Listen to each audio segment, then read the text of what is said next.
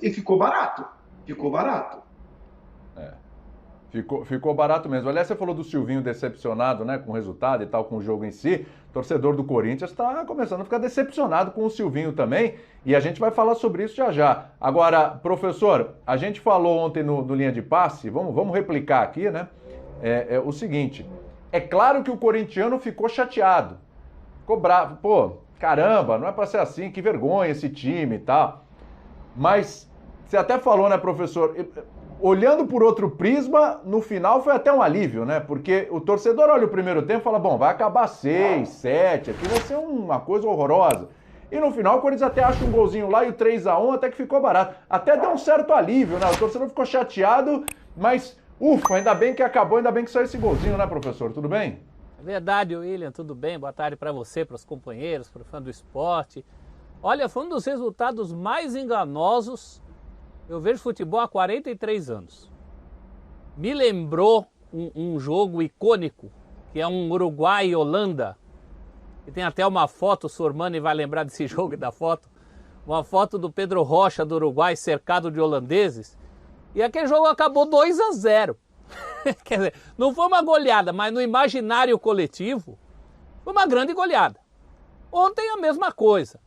E eu peço, por favor, antes das pessoas xingarem em rede social, que pelo menos tenham visto o jogo inteiro. Tem gente que não vê o jogo inteiro e fica te xingando. Quem viu esse jogo inteiro ontem, sabe que o corintiano passou 90 minutos, pelo menos os outros 45, porque já tinha visto o que tinha acontecido nos 45 primeiro, pedindo, pelo amor de Deus, para o jogo acabar. Rede social de corintiano falava em WO, falava em não ter possibilidades de mexer, até o Silvinho realmente não tinha, jogador tinha que fazer o quê? Botar principalmente Xavier, para conter um pouquinho mais. Ele deu uma disfarçada, botou o Xavier junto com o Vitinho, para não dar muito na vista, mas na verdade a prioridade era participar um pouco do jogo. O Corinthians não participou do jogo. Você ser inferior tecnicamente é uma coisa, você ser inferior taticamente, desorganizado, fisicamente, como o Corinthians foi, é uma outra coisa. E isso aí não vai nenhum demérito para o Flamengo. O Flamengo está na dele, o Flamengo fez o que vem fazendo, o Flamengo é o time mais exuberante do Brasil nesse momento.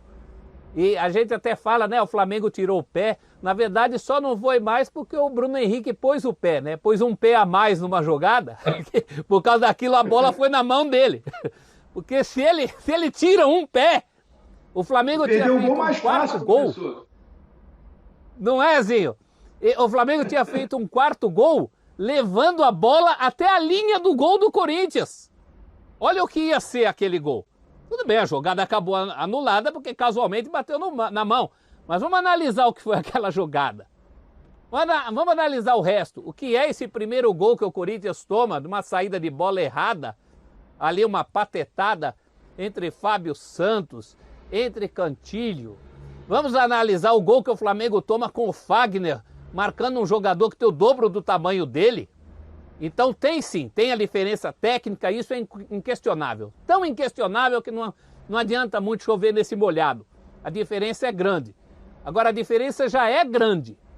O Corinthians não participa do jogo, o Corinthians ainda facilita esse abismo, que já é grande, só podia dar no que deu, William. Um dos mais enganosos resultados que eu vi em todos os tempos. Eu não esperava que o Corinthians fizesse um gol e esperava que ele tivesse tomado muitos mais no segundo tempo. A verdade é essa. Ô Sormani, tudo bem com você? Esse baile aí do Flamengo tá mais na conta do futebol exuberante do Flamengo. Não tem como segurar os caras, não tá demais. Ou por conta de algo só que lembra um pouco do que é o futebol que o Corinthians praticou ontem. Tudo bem aí, né? Tudo bom, William? Boa tarde para você, para os companheiros, para o fã do esporte. Foi um atropelo, né? Os companheiros já falaram isso aí, né? Foi uma aula, né? Foi uma clínica, né?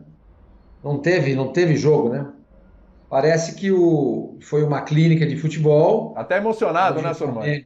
Sormani até se emociona, você viu? Secou as lágrimas ali, tá emocionado, né, Sormani? Até secou as lágrimas aí de ver tanta beleza, né, Sormani? Fez assim. Não, eu não sei porque que a torcida do Flamengo briga comigo, porque Se tem uma pessoa na imprensa que gosta do Flamengo, elogia o Flamengo, sou eu.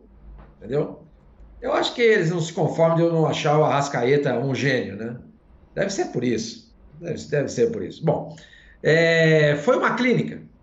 A impressão que dava é que reuniram as pessoas lá no Itaquerão e falaram assim, escuta, vamos fazer agora uma clínica de futebol. E quem que vai ser o sparring?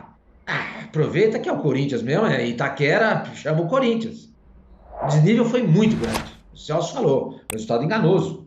Absolutamente enganoso. Quem viu o jogo e viu que era para muito mais do que foi. Aquele gol que o Bruno Henrique perdeu na escala David, ele é pior do que aquele gol que o David, porque o David conseguiu chutar a bola. Eu estou fora. Concordo. O Bruno Henrique não chutou a bola.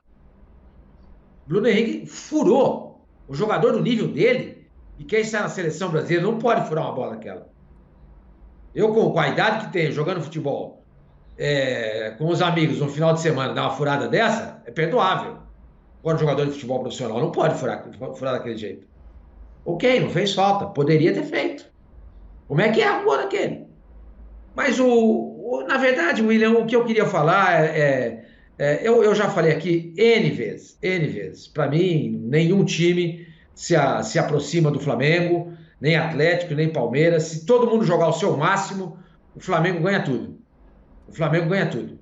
Não tem jeito. Não tem jeito. O time do Flamengo é melhor do que o do Atlético e do Palmeiras. É melhor. Até porque a proposta do Atlético do Flamengo, a mim, é uma proposta muito mais... vai mais ao encontro do que o futebol pede, né? Não é que o futebol pede, é o que eu gosto, vai, pronto. É um futebol ofensivo, que marca lá na frente. O primeiro gol nasce desse jeito. Ontem, depois do jogo, o Cuquinha falou o seguinte, né, na vitória do Atlético. Fizemos 2-0, depois recuamos para buscar os contra-ataques.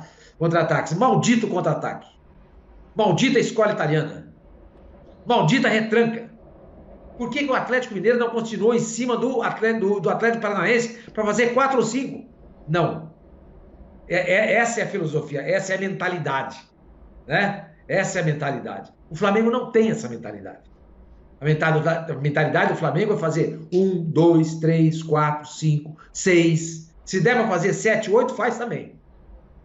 Então isso me encanta. Como disse o Gabigol pro Gil. Exatamente, nós queremos fazer gol. Nós queremos fazer gol. Isso me encanta. Se o Flamengo estiver jogando, eu paro para assistir. Eu paro para assistir. Porque é o futebol que eu gosto. E engraçado, William, companheiros, ontem, quando acabou o jogo do Flamengo e Corinthians, meia hora depois começou o jogo do Santos com o Chapecoense. Parecia outro campeonato. Parecia outro campeonato. Não pareciam dois times que disputam o mesmo campeonato que o Flamengo disputa. Não parecia. O Flamengo joga um futebol que não pertence a esse campeonato. O Flamengo joga um futebol que pertence, talvez, a um campeonato europeu. Ele está a 2 pontos. Se ele vencer os 2 jogos restantes, ele fica a 2 pontos do Palmeiras. Um jogo ainda por fazer contra o Palmeiras em São Paulo. O Flamengo só depende dele. Não depende mais de ninguém para ganhar esse campeonato. Até então, antes desse empate de sábado do Palmeiras com São Paulo, ele dependia de uma combinação de resultado, ou seja, que o Palmeiras tropeçasse. O Palmeiras tropeçou. E o Palmeiras, aliás, um jogo que para mim deveria ter perdido se não fosse a arbitragem. Depois, mais pra frente, a gente fala sobre isso. Mas, só para finalizar, o Corinthians está nessa situação, lamentavelmente, não é por causa do Silvinho e dos jogadores que lá estão. Eles também têm a sua parcela de culpa, claro. É decepcionante você ver o Silvinho com um desempenho em casa de 1 vitória, 2 empates e 5 derrotas. Um aproveitamento de 21%. O pior da história do Corinthians. Decepciona. Eu esperava mais. Tanto que no começo do campeonato eu falei, vou colocar um asterisco aqui no Corinthians, eu quero ver um pouquinho o trabalho do Silvinho, porque acho que a contratação foi muito boa. Não rola. Não vai para frente. Os jogadores são fracos? São. São fracos. São fracos.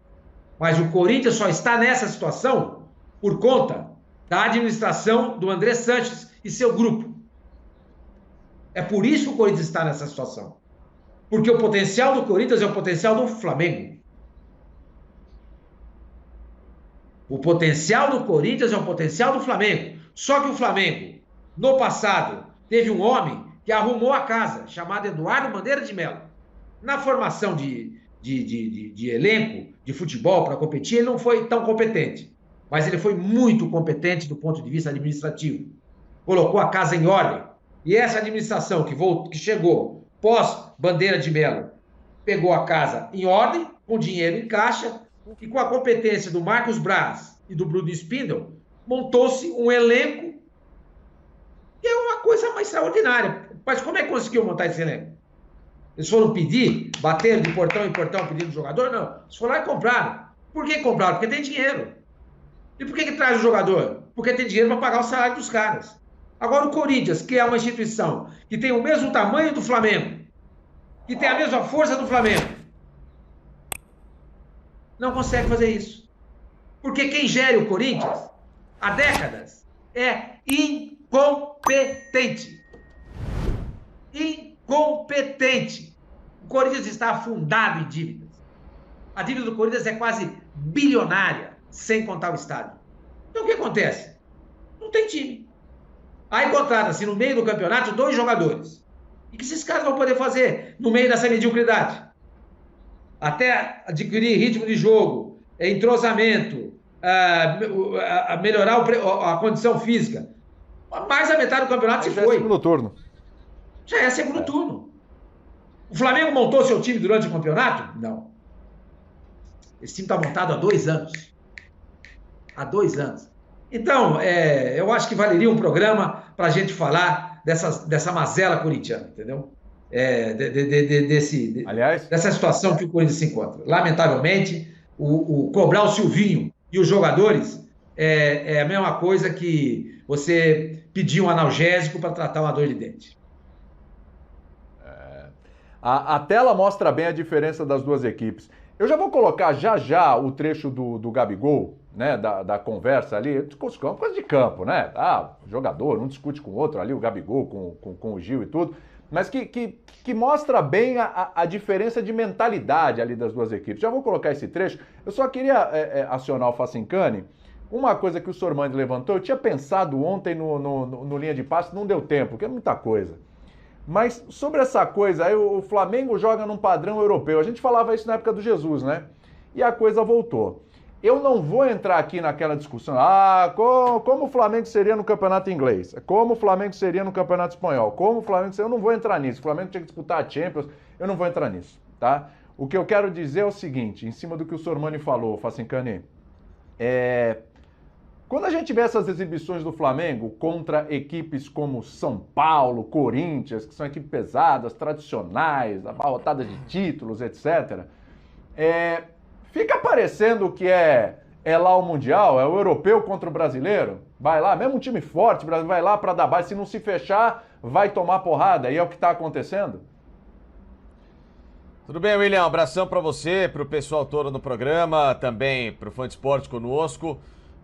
O padrão é maior, claro que sim, mas existe um trabalho já sendo feito, né? Um grupo praticamente formado há 2 anos contra equipes que estão em franca mutação, como São Paulo, Corinthians, em que você tem dificuldade para achar o time titular ainda. O Flamengo, você sabe de cor e salteado qual que é a escalação principal, uma mudança aqui e acolá, daquele padrão, daquele timaço ideal de 2019, mas a base construtora e motora daquele sucesso todo segue de vento em popa, né? O que faltava para esses caras era resgatar de novo a ambição por metas, por conquistas, porque chegou a um ponto de que, para muita gente, eles tinham estado no ápice e naquele ápice não conseguiria se aproveitar mais nada dali para cima.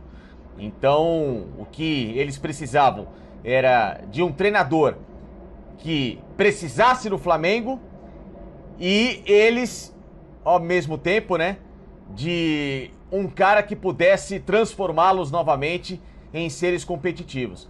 Então foi uma junção muito boa, né? Um Renato Gaúcho que vinha sendo questionado em toda a sua capacidade pelo que ele tinha feito muito bem no Grêmio há alguns anos. Recentemente estava marcado por goleadas, uma delas acachapante tomada por esse Flamengo em 2019, contra um time do Flamengo que também já estava sendo questionável se em relação à capacidade que ele apresentava em campo era de fato aquela mesmo, se os caras já não tinham mais por onde crescer. Então foi a junção, né? Um precisou do outro. Esse grupo do Flamengo precisava de um técnico como o Renato e vice-versa. E ambos estão caminhando novamente de mãos dadas, de passos largos, para quem sabe conquistar tudo aquilo que em 2019 acabou sendo muito bem colocado, né? Por esse time e que apresenta um futebol muito legal de se ver de novo. Então é a realidade atual, né? De uma equipe que ela é muito forte, com um técnico que também, quando está trabalhando no seu máximo, é um cara muito competente. Junta tudo isso, você vai pegar equipes que aqui no Brasil ainda estão, né, caminhando para esse sucesso. São Paulo está em montagem, Corinthians nem se fala, o Palmeiras é mal escalado pelo Abel em muitos momentos, o Atlético do Cuca uma hora joga no esquema, outra hora joga no esquema, tem um time diferente a cada jogo também, que a gente não consegue entender o porquê. Essa é a história de rodízio que, com todo respeito, William, ela enche o saco. Essa que é a palavra.